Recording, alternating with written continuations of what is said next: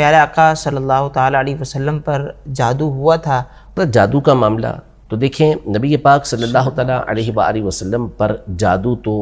لبید بن عاصم نامی یہودی نے کروایا۔ یہ تو صحیح بخاری شریف، صحیح مسلم کے اندر یہ حدیثیں موجود ہیں کہ نبی پاک صلی اللہ تعالیٰ علیہ وسلم پر جادو کیا گیا، اور نبی پاک صلی اللہ علیہ وسلم پر اس کا زیادہ سے زیادہ اثر جو ہوا وہ آپ کے جسم مبارک پر ہوا۔ صحیح، یعنی جو آپ پر وحی نازل ہوتی تھی، جو احکام تبلیغیہ تھے، جو پہنچانے کا حکم تھا کہ یہ چیزیں آپ نے لوگوں تک پہنچانی ہیں،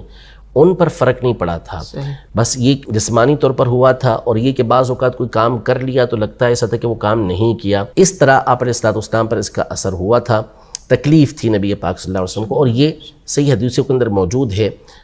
صحیح بخاری شریف کی حدیثیں موجود ہیں۔ نبی پاک صلی اللہ علیہ وسلم نے خود سیدہ عائشہ رضی اللہ تعالی عنہ کو یہ بتایا کہ دو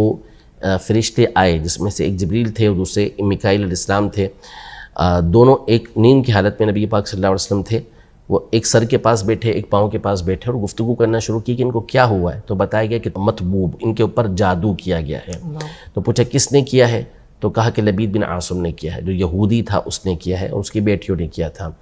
پھر بتایا کہ کس کس چیز کے اوپر جادو کیا گیا ہے، یعنی کس انداز میں کیا گیا ہے، تو بتایا وہ کنگھی کے ذریعے، کنگھی میں سے نکلنے والے بالوں کے ذریعے، کھجوروں کے جو خوشے ہوتے ہیں ان کے ذریعے آپ علیہ السلام پر جادو کیا گیا ہے، اور پھر کنویں کے اندر جو اس کو ڈالا گیا ہے۔ نبی پاک صلی اللہ علیہ وسلم بیدار ہوئے تو پھر آپ نے حضرت علی رضی اللہ تعالیٰ عنہ اور ایک اور صحابی کو بھیجا کہ وہ جائیں اور وہاں سے اسے نکالیں۔ پھر اسے نکالا گیا، اور نبی پاک صلی اللہ علیہ وسلم پر سورہ فلق، سورہ ناس نازل ہوئی، آپ اسے پڑھتے گئے، اور وہ گرہ جو ہے وہ کھلتی گئیں، اور آپ علیہ السلام سے یہ تکلیف اور یہ جادو دور ہو گیا۔ تو جو ظاہری بدن ہے نبی علیہ السلام کا، اگرچہ کہ وہ اعلیٰ و عرفہ ہوتا ہے، لیکن اس پر جو ایک عام انسان پر طاری ہونے والی چیزیں ہوتی ہیں وہ ہو سکتی ہیں، جیسے بخار کا آنا، سر کا درد ہونا، جسم میں درد ہونا۔ یہ نبی پاک صلی اللہ علیہ وسلم اور دیگر انبیاء کرام علیہم السلام کے ساتھ بھی یہ معاملات ہوتے تھے۔